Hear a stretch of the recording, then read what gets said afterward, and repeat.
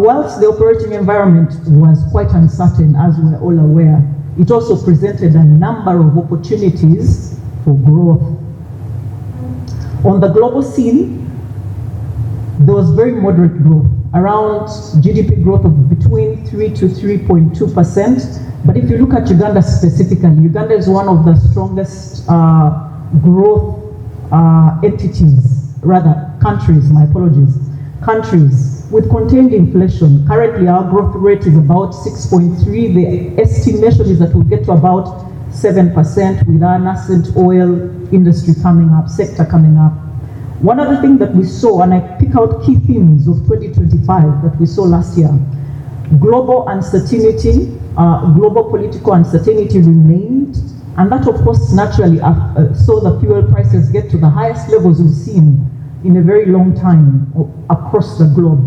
Specific to Uganda, these fuel prices, in a way, much as they are high, they provide a foundation to support our nascent oil industry, which gives the right value. With the high prices, we know that the investors in the oil space will be able to get the right return they're looking for as they invest in that space. But that said, we actually also had a peaceful political election period that creates the right environment for investor participation.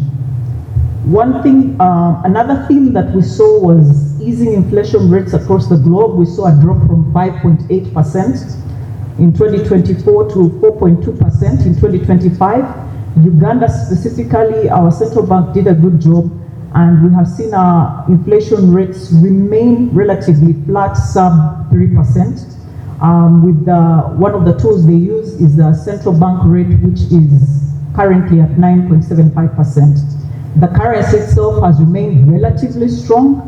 This year specifically, we've seen a slight depreciation of about 2%.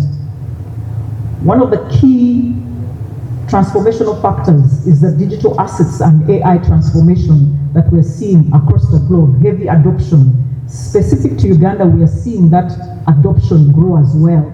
We've seen the central bank increase consultations and feasibility studies to start taking on these digital assets. And we also see that taking place in our education space and even the adoption of AI to improve our efficiency. A very key theme that has taken center stage over the last 5 to 10 years, give or take, is sustainability and the climate focus. We have seen the impact, and that is a heavy focus area across the globe.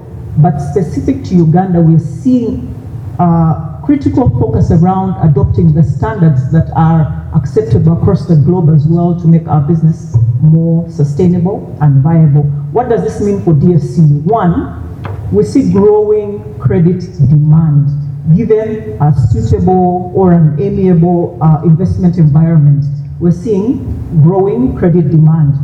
However, also given the regulatory increase, the scrutiny, there is a strong focus on risk and compliance from a DFC standpoint. As you will see, as our CFO speaks to it, but also as you read the annual report in the financials, there will remain strong investments and heavy investments in the digital space, as well as for the staff capability.